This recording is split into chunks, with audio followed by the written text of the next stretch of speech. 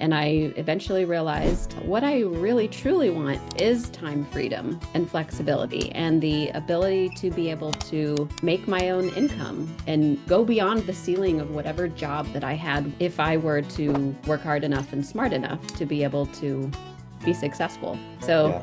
at that point, I had a realization what that is entrepreneurship. My name is Misa and I started a cleaning business back in 2018 with no clue on what I was doing. And now it's a seven-figure company. On this podcast, I sit down with other cleaning business owners and talk about the real journey. This is a Cleaning Journey podcast. So my name is Amy Sardone. I live in Columbus, Ohio, and I grew up in Texas, and that is where my company is. My company is in Dallas, Texas. It is called Speed Cleaning, and we primarily sell non-toxic cleaning products and supplies to cleaning businesses all over the world, as well as training. We have online training for cleaning businesses to help teach you the most efficient way possible to clean a home. Yeah, that training is amazing. Thank you. When I met you in April, at your mom's event, it it really, I didn't even know about the book. I mean, I was in the industry for, at that time, like 6 years, had just been 6 years, and I've never heard of it. And which it was crazy because as cleaning business owners, we want to always improve our training process. Yeah. And this whole time, there was a speed cleaning book on how to show you and how to train your people. So it was just amazing to be able to, that I got a lot of added value from the event, but that really was like a huge highlight. Like I can just give this book to my cleaners and, my trainers could train them on this, but everything here, and they're going to be able to do a great maintenance cleaning. So it Yeah. was awesome. And in the aprons, like I never thought about it. It's so crazy. Yeah, it's a game changer. Once you start using speed cleaning aprons, it's difficult to go back because it's just super efficient. It makes you really Oh, fast. Lightning oh, fast. for sure. So tell us like tell us a little bit about the training system because I'm sure that there's a listener here that's like, tr they're still going out into the field, training the teams themselves. They're the ones right there showing them how to clean and going through all of the steps, which is not wrong. It's fine to do things like that at a certain point in your cleaning business. But as you grow, there has to be a system that will be able to train them so that you can step back as the owner, right? I Right. mean, all of this stuff, you've seen it with your mom, so you understand it now. Talk to us about the training system. Yeah. So, like you mentioned, the book, that's kind of the first step, figuring out the bare minimum, how to clean really well, really efficiently. The book and the video tells you the perfect way to do a maintenance clean. But then, like you said, if you're the owner of the cleaning business, you are most likely out there cleaning or you're still out there training. And as you grow, and if you want to continue growing, you have to figure out how to clone yourself, right? So the only way to do that is to have a system in place. You can never clone yourself if you're just, you know, you tell, they check, and then they go on next, right? The tell, check, next method does not work. You have to be able to train using a particular system. You have to be able to measure whether the system is, being followed, whether it's working, and then you're able to clone yourself and do that with as many or as few cleaning techs as you can possibly, fit into your business. So Yeah. the idea is a system to be able to implement whether you're there or not. Yes. Oh, for sure. It's not scalable if you can't teach it with in a way that's systematic. Right. It's just not possible. What would you say to like those cleaning business owners, just like myself, that like might overthink the process, might think like, oh my God, that's something new that I have to add on to my training. Like what would you say to someone like that? I think you're bringing up a good point about overthinking. The simple is what scales, right? So you bring in more complexity and you're also bringing in more chaos into your business. So, when you're implementing something new into your business, you don't have to try and do every single thing that you learn all at once. So, if you're doing this new training system, start with watching the videos, learning what you're supposed to do in a training period, the 5-day training period, and just follow the steps. As you learn more things, or maybe you're rereading or rewatching and you catch more things, you can then implement. It doesn't all have to be done, immediately, because done is better than perfect, right? Yeah. And that's good to hear because people like me, I'm like, no, like let's do it all at once. And Mhm. let's just implement it. And I've learned along the way that it does take a little bit of time and then you have to tweak things, but just start. Yeah. Just get started, start introducing it, and little by little, then you can have your entire team in that training. Yeah. I think that's great advice. Just start. Just start. It's Yeah. the only way you're ever going to get anything accomplished. Yes. Yeah. And that's with anything in business. We have to just start implementing either a new system, a new process, something that's going to help us either step out of the field and be able to be the business owner that we all strive to be. That's what we started the business is to be able to do that. And I think we just get into our heads that there's so many things that need to be done and it just overwhelms us and we stay in the business and we stay wanting to do those things. So I really want to pick your brain on your experience with the cleaning industry. Your mom being in the cleaning industry, just for so many years, Mhm. 40 plus, would you say 40 plus years? Yes, definitely. I'm almost 41 and she's been doing it since I was well, before I was born, since my brother was an infant. So, Yeah. yeah. I would like for you to, to share just what you've learned along the way of being the daughter of a business owner in the cleaning industry. Uh, I know that it's hard work and it takes a lot of dedication. And over the 40 years have watched how her role in the business has evolved.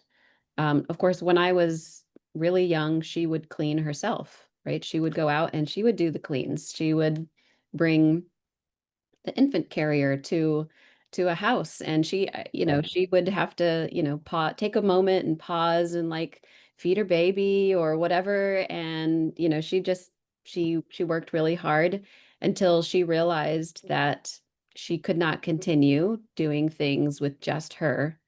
You have to be able to grow. And so as I watched her grow, her roles changed in the business. She was a cleaner, and then she was a manager, right? And then she was a CEO. And what she did in the business would change. The amount of time that she would spend in the business fluctuated. But, by the time I was in high school, she had a lot of flexibility. She had a lot of free time. She picked me up from school every day at, 3:30. She was able to come to all my sports games. She just had a lot of time freedom, because she focused on building a business that she could scale without her. And so Mm, I know that at this point, she's got a business that she doesn't even have an office at. She has a COO who runs the day-to-day in her business, and she's carried on this business that she has grown and, made healthy, and it can run without her. So it's really a cool journey to see her on. oh, for sure. For sure. And I apologize for not saying your mom's name. So Debbie Sardone, your mom has inspired so many other cleaning business owners and helped them get out of cleaning and Right. be able to be owners and she gives them the tools and the confidence to be able to make those decisions. Yeah. It's one of the things that, I've learned along the way is learning from the best, being able to grab what they've learned along the way and then implement it. Uh, Yeah. I and think that's so important. What you just said, like learning from the best. And a lot of business owners kind of look at what other people are doing and then model that. But the thing that you should be modeling is, well, who's doing it the best and Mhm, model that. So exactly. if you just model whatever's around you, you're never going to get anywhere. But you Yeah. find someone who's doing the thing that you want to do. Do you want to be out of your business? Do you want to be out of do you want to be mop free? You got to find someone who's doing that and model what they're doing. Oh, for sure. For sure. And we're going to be talking about like I think keeping it simple is going to come out a lot in this conversation because it really is just learn from the best, keep it simple, implement it, and tweak along the way. Yeah. Um, we tend to, for some reason, entrepreneurs, we want to make things harder than what they are. And one thing that I've learned along the way is Misa, don't overthink it. Mhm. Just implement it.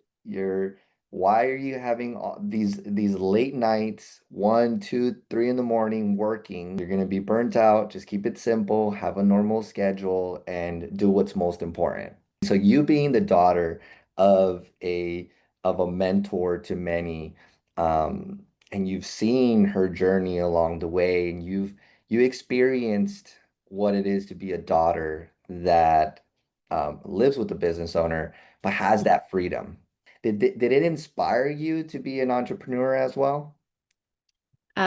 So I would say two things about that. How did it make me feel at the time? I mean, I felt valued and I felt important. That, my mom wasn't, not that, not to say that someone who's working till 5 and can't pick their kid up at 3:30 can't make their kid feel valued, but that is what I felt. Mm. Uh, I personally work, I work all day. I don't stop work at 3:30. So, but as a teenager, I just knew that it was important to my parents to be around and to have time to uh, be with us and spend time with us and make us feel valued and important. I thought for a very long time, like, I never want to be an entrepreneur.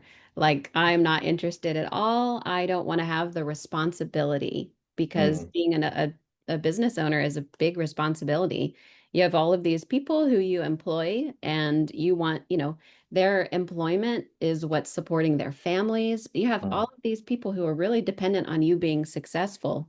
yeah, And I could feel that that's a weighty responsibility. And yeah, what I wanted was consistency and job, what's the word, like job assurance. I wanted to know that I could not take my work home at the end of the day, and I wanted to know that I could, be sure that I had a job, although no one, that's not real. You can't really be sure that you have a job at the oh, end. for sure, especially now. Yeah. Yeah. So no, I was not inspired to be an entrepreneur, but after I did that for a long time, I worked in other fields for the last 20 years, and I eventually realized what I really truly want is time freedom and flexibility and the ability to be able to make my own income and go beyond the ceiling of whatever job that I had was, if I were to work hard enough and smart enough to be able to be successful. So Yeah. at that point, I had a realization that, what that is entrepreneurship. So now I'm inspired to be an entrepreneur. And my mom has been my mentor ever since I made that decision. Hey, real quick, before we dive back in, if you're a cleaning business owner stuck in the day to day, doing the cleaning, handling the calls, and working crazy hours, I want you to know that there's a better way. I help cleaning business owners just like you build systems, hire right, and understand their numbers. If that sounds like what you need, go to the link in the description and book a free strategy call with me. Don't keep doing it alone. Let's build something better together. Those little things of time freedom and being your own boss and living life in your own terms. Like that I think is what we have inside of us that like wants to make, makes us entrepreneurs. But yeah, it does require hard work. It requires risk. It Mhm. requires a lot of responsibility. So I can see how like a kid might see all of that and be like, that's the last thing I want to do. Like, Right, right. You don't see the especially light at the seeing, end of the tunnel. You see yeah. all the hard work that you have to put into it. It's so cool that now you are now running the speed cleaning company. Like, what are the things that have really stuck to you that has helped you run your current business? There are so many things I think I I could bet. I could say. Share a couple. Um, Okay, so I would say one of the biggest things that she helped me with, like right off the bat, was being a leader and continually learning how to be a good leader. Mm, Because as a business owner, you will always have people who are you're working with, and you have to be able to be a respectful person even when you're frustrated, and you have to be able to be kind and do all of these things. Not just basic, like that's basic, be kind and respectful, but also how do you get how do you get people you're leading to be great at what they do. mm, That's a skill that I have been learning and she's been mentoring me with. Um, and then maybe more on like the business strategy side of things, how do you prioritize? Because as a business owner, there are a million things that you could be doing to help grow your business, or maybe to just make it better. So how mm. do you prioritize? You have to find your bottlenecks, right? You have to figure out what are the main parts of the business that have to do well for your business to grow. What things can you get off of your plate? What can you delegate? What doesn't need to be done at all? And just kind of figuring out every day, what is the thing that needs to be a priority for us to grow. So I would Yeah, say those are kind of my top two things: how to grow the business and how to grow the people. yeah. Now tell us, now being a leader is and getting to understand how to communicate with people is like it's very tough. And I mean, that's what our industry is about. It's people. Yep. If we don't have people out in the field, we don't have a business. What are like two things that you've learned from your mom that like how to communicate with people and how to get them involved, like your company, like your vision, like how do you get them moving? How do we get people moving is to have open communication with where you're at and where you want to be. So where is the business going? And get Mm, people on board and excited about that as well. So it's not and they're not going to be excited if you're the only one that benefits, right? mm, So make sure that the whole company benefits. When the business is growing, everybody grows. People grow financially, they grow comfortably, just all kinds of things. So make sure that it's not just a thing that the business owner is keeping to themselves, right? yeah, Yeah, so that's a big one. So the other side of that that she has taught me is communicating expectations clearly. So just kind of hoping that people do what they are supposed to do, or hoping that people are going to know what you want them to do, is mm. never going to work out. So Nope. you can't really motivate people to do the right thing unless they know what the right thing is. So, define what that is very specifically and how it can be measured, and then how they can know themselves if they are lining up with what they're supposed to be doing. So if the person you're employing doesn't understand what's expected of them, then you've done them a disservice. Yeah, yeah. And then from there, telling ourselves, why aren't they doing this? Why aren't they doing that? Why aren't they showing up? And, if they're not being reliable, if they're not providing the type of service that you expect them to do, it's because it's something that we haven't done ourselves, right? Like maybe we didn't implement a standard. Maybe Right. we didn't implement a training Mhm. in place. Maybe we didn't set those expectations to where they are fully aware of what's required for them. Right. You got to be able to point to where they were, made to understand Mm, what you expect of them. If you can't point to it, then you can't expect them to do it. I love that. I mean, that's the biggest thing that we have as business owners, that responsibility to make sure that everything goes right. Because if it doesn't, then we have to point ourselves and what are we not doing that's causing all of this that's going on, right? Right. So, And you end up not just hurting your business, but that person too, because they probably wanted to succeed. mm, mm.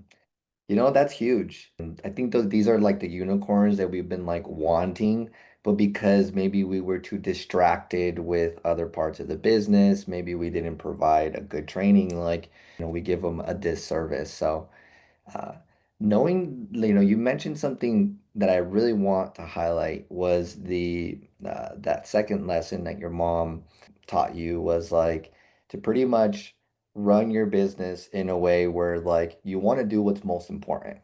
Mhm. Like you want to be able to structure your day in a certain way so that you can get the most out of the day, right? Like how do you like what's a day to day for you? Like how do you structure your day to be focused and effective? So this starts even bigger picture than the day. I pretty much plan what do I want to accomplish in the next 5 years, the next 1 year, over the next quarter, over the Mm, next month, week, and day.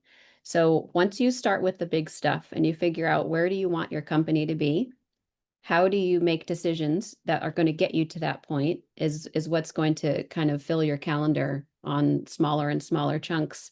But to go a little more granular, I plan my week a week ahead of time. So everything I'm going to do during the week, I prepare for the week before, love and, it. and it will always include the things that are going to move something forward that I want to prioritize. Mm, So, one thing I do is I have all my meetings in the same day because for me, meetings are sometimes physically draining. So, anytime 100%. I'm in a meeting, it should be on this one day, and I can spend the other days of my week focusing on stuff that I am the only person that can do in my business to help it grow. So Mm, I have different kind of blocks of time that I use throughout the week. If I want to work on marketing, you as a business, the biggest thing you can do is market your business and figure out how to help other people find you. So, I spend a good chunk of my time figuring out that problem, that and the solutions to those problems. So there's so many things you can do for marketing, whether it's paid ads or, SEO or blogging and, all of these things. I spend a good chunk of my time working on bringing in new people and, what is the messaging that new people are actually looking for that mm, we can help them with.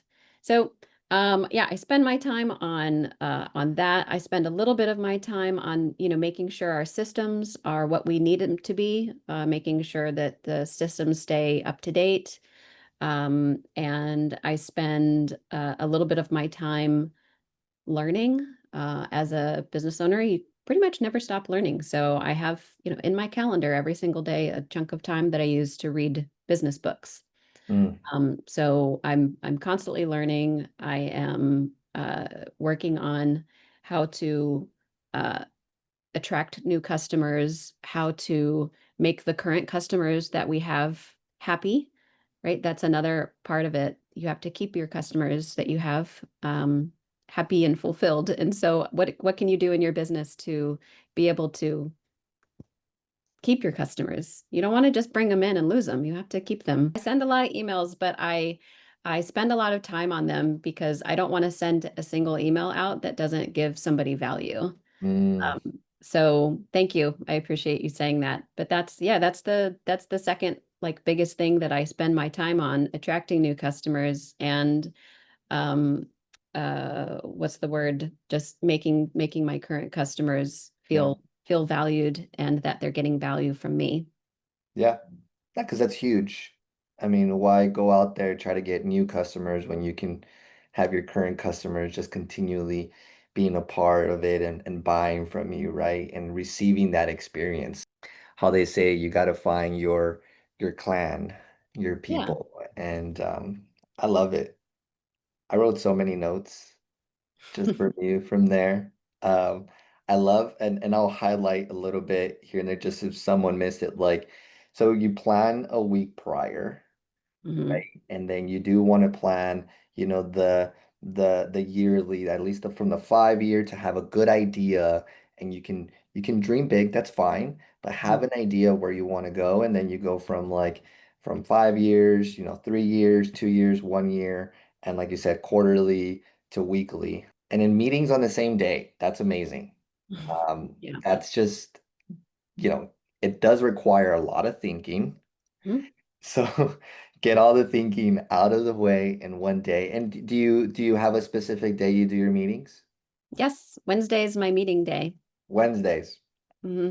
But that's really more out of uh, availability and the best time for my team Mm, to meet. Mondays are probably when I would prefer to do meetings, but Monday is our busiest day, so it's not a great day for that. Yeah, you've got to make sure that you're getting everything from the weekend that needs to get done and caught up on. But yeah. yeah, so in terms of what I do when I plan my week, like every moment is pretty much planned out. So down to the minute. My husband says he has to turn my calendar off so that he can't see my very busy, completely full calendar. But it's there's not even buffer time really. It's just like I'm gonna do this for 30 minutes and then I'm gonna take 15 minutes and travel to this appointment and then I'm gonna be at this appointment for an hour and every minute is pretty much booked. And I do schedule in buffer time, at certain times, but I don't have 5 minutes in between every task Mm, to end up wasting that time throughout the day. So yeah. the calendar is quite full. I am starting to do some color coding. So, once particular types of tasks are going to be certain colors and then when those tasks are completed, I'm going to turn the color green so I can see a sea of completed tasks. I learned that Mm, from Layla Hormozy. Um, and yeah, I haven't done the color coding yet, but I'm looking forward to that. yeah. Now the calendar, that obviously helps you be very productive, and Mhm. it really gives you that dopamine hit of like you're achieving things throughout your day. Yeah, right. You know exactly what you got done, but more importantly, you planned it. Mhm. You didn't let your email inbox plan your day. Like it's your email inbox ends up being your to-do list, but then you never get anything done that you need to get done. Mm. I'm in that stage right now. I'm Yeah. in that stage. I have my calendar planned out, and maybe I'm sure not as precise as yours, but I do get like inbox, like I don't know, stuck, I guess. I get in my Yeah. inbox, it's going in there, going through the emails, and it does take some time. Like, do you go through your own inbox or do you have someone else do that for you? So I now have somebody else doing that for me. She's my executive assistant, and she brings my inbox to zero twice a day and lets me know when there's something that I need that needs my attention. She's, figuring out, uh, who the people in my inbox are and, what to do with different emails. And yeah, it's amazing. But before that, I would schedule email, time to check my email Yeah. into my calendar day Yeah. because when I was doing it myself, if I just had my email open, I would just check it all day long. Mm-hmm. If I have it in my calendar, I'm going to take 30 minutes here and 30 minutes here, these Mm. 2 times a day, and I won't open it again outside Yeah. of that window. That helps a lot to make sure you're not letting your email inbox run your day. If you're getting value out of this episode, hit subscribe and send it to another cleaning business owner who needs it. Now let's get back into it. Thank you for sharing that because it does get to too much when you're trying to run your business and let's just say someone is cleaning as well and then they go home and then they spend all of their time in their email when they can be spending that time, in focused work. So Yeah. I love that. And I'm gonna take that in. I've been thinking about having someone take care of my email because it does get to a point where you have to really be focused on important tasks so you can continue learning and continue growing. So do you listen Yeah. to like podcasts on or audiobooks on the road? I'm not a big audiobook listener. I like to read a physical book. But when I'm working out, I'll put on a podcast or something like that on YouTube, and I uh spend pretty much every bit of my day trying to at least like put a second task in if I'm going to be doing something like cooking or working out or something like that. I'll listen to something that's going to help me with my business. What does a day to day for you look like? Like, are you meeting new potential? Like, do you talk a lot to like cleaning business owners? I have actually taken over our customer service, but temporarily, with the intention of passing it on to my executive assistant. And so at the moment, if somebody calls, they're going to get me on the phone. Yeah. So I do talk to a lot of cleaning business owners. I take their orders, I answer their questions about the products or about the training, and sometimes new people call and they have questions about both of those things. Mm. So tell us about the cleaning products. They are eco-friendly. Mhm. But like, tell us like why eco-friendly is important to you, and then how those products help cleaning business owners and their customers. So these products, like you said, they are eco-friendly, but they're non-toxic. And I think it's especially important for a cleaning business owner to provide their cleaning techs with stuff that's not going to give them cancer in 20 years. I mean, this is Yeah. just, you know, Yeah.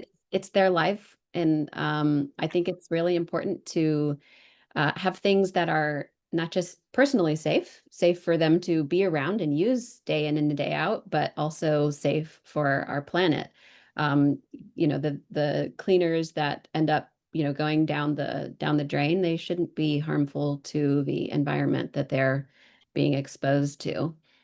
So those things have always been important to this company, Speed Cleaning, even prior to the Sardones being involved.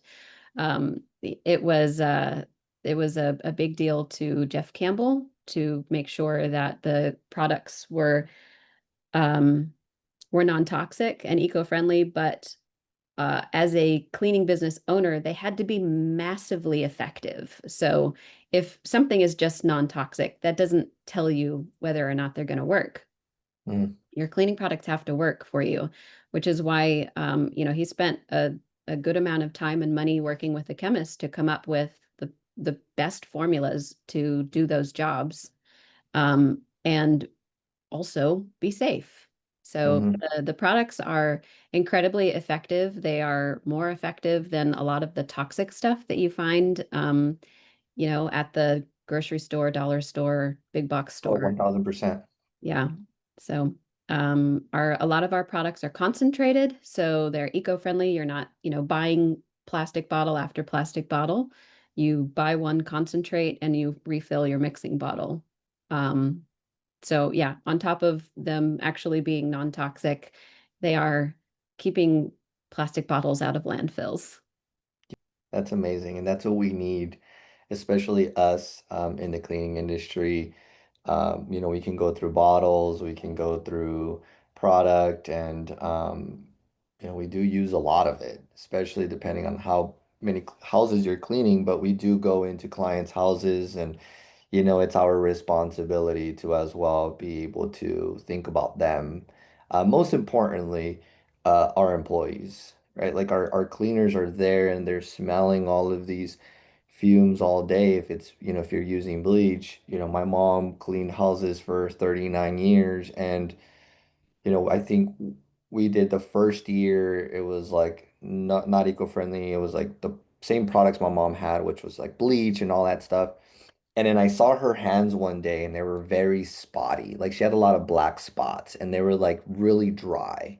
Mhm. And then she's just like, yeah, that's just from using bleach, for 20 plus years. And well, Yeah. and it's like, well, why don't you change it? Like you're saying it very like nonchalant, but it's like it's obviously like making you feel like insecure in a way of like my hands are spotty, my hands are dry, and the bleach, that's just what it does. I mean, not only to your skin, but to your lungs, and so Yeah, I'm it takes an amount of education to, and that's where the marketing comes in, because marketing is educating your audience hmm, that you don't have to use Comet, you don't have to use bleach. There are other things that can be just as effective and also, be safe to be around. But a lot of people just that's what they know and that's what they trust, and I totally understand that. But then it is up to the rest of us to market it in a way that explains that there are more options. what a great thing you guys have where it's like your mom has a cleaning business. Your mom is mentoring other cleaning business owners, and you have the products to come and kind of put the bow tie on top of the ribbon on top of it, and that's amazing. What would you like to share, to the cleaning industry? Just anything that you maybe from your heart, something that you've learned along the way about them, or just I would love to hear what you would have to say. So I have been able to speak to a lot of cleaning business owners over the last couple of years, and I think what I've learned is that they're incredibly caring people with very big hearts, and they want to do their best. They want to do their best work, and they want to have the best for their clients and for their employees. And I always think about that when I'm attempting to talk to people online through marketing or anything else, because it's such a huge but like wonderful thing about cleaning business owners. Um, they're very caring people about their work and about who they're working with. And I love that about them. Yeah, yeah. We definitely have. I'm a believer. I mean, I'm in it. I've been in it. I've seen my mom. I've grown a lot, with the cleaning industry since I was a baby. And one thing I have noticed is we do have big hearts. We want to help. We want to work hard. We want to do the job right. It's when you add that and then trying to be a business owner at the same time, I think that's what makes people a little bit difficult to kind of do their job at the best capacity that they would love to do. But when the heart is attached to the service, when the heart is attached to your people, if we can just know how to put certain systems and certain processes in place, like we will have a successful business. And I'm sure you've heard a lot of successful stories from your mom. You've you've been at the events, so you Yeah. hear it all the time. And Yeah. Yeah. The most exciting thing to me is coming in and watching the green jacket ceremony that she does, which yeah, for anybody listening, that is basically anytime there's in her coaching program, a cleaning business has worked their way up to become a mop-free millionaire, meaning you're out of the field, you're no longer cleaning, and you have grown your business to have revenue of $1 million or more. And they're just like it's a sea of green jackets. So they come on stage and they're given a green jacket, and it's a very emotional ceremony oh because yeah. there's so many people who that's just like that's huge. They're in a very small percentage of small businesses in the country that have a revenue of over 1 million. So it's a huge accomplishment, and it's very cool to see all of these people who are succeeding this way. It's huge. Yeah. Yeah, that was amazing. That's something so cool about your mom's program is and her environment is that yeah, she highlights those business owners. Well, Amy, I mean, you've shared so much value. It's been amazing talking to you, and I want you to be able to share, how people can find you. If you Mhm. want to talk maybe a little bit about your product, like, why should we use it? Like, why should cleaning business owners use it? And then where can they find you? So, cleaning business owners, we love, as I mentioned before, we love working with them, and so we have a lot of things that help a cleaning business owner out in terms of uh, making it easy to get the products, making it affordable to get the products. So one of the things is that, our most popular product is red juice, and that is a concentrate. So, we sell in gallons. We sell a gallon can make 80 bottles, 80 spray bottles. So you buy 1 gallon of concentrate and it makes 80 spray bottles of cleaner for your company. So the concentrate is a great thing for cleaning businesses. And I know that a lot of people are still using single-use bottles, so that helps a lot. We have Yeah, wholesale discounts that are actually specifically for professional cleaning businesses. So it's free to sign up on our website. You just go to speedcleaning.com. And I believe that the wholesale sign up, you can go to speedcleaning.com/pro, and free to sign up. You instantly, as soon as you sign up, you instantly see discounts just right off the top. And then on top of that, we share bulk discounts as well. So if you're going to buy 1 gallon, you get it for a discounted price. If you buy 4 gallons, you get it for an even deeper discount. So there's all kinds of things, feather dusters and brushes and cloths and cleaners.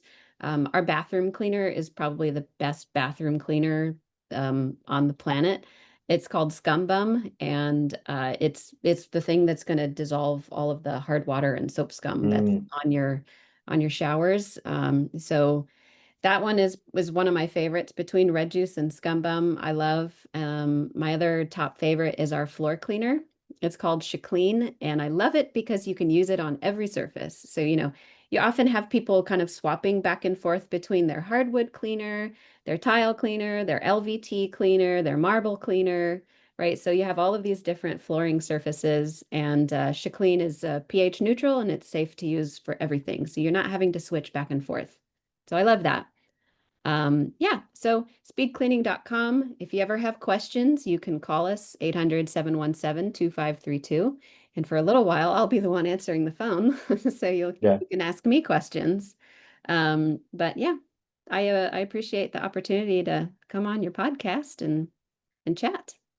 Yes, I love it. Thank you so much, Amy. I truly appreciate your time, and I'm sure like you've changed the belief of, going from chemicals to eco to non-toxic. It really helps the entire environment, our teams, and that's such a huge responsibility that we have. And it's amazing that there's people like you, like yourself out there working hard to really make our spaces of our customers safer and better for them to live. So thank you so much. I appreciate it. And yeah. Thank you. I appreciate it. If you got value out of this episode and you enjoyed the conversation, share with another cleaning business owner. It truly helps us grow this podcast. My goal is to bring real conversations from real business owners so that we can grow this community together and help each other out. So if you really like this podcast, subscribe, and I'll see you on the next episode.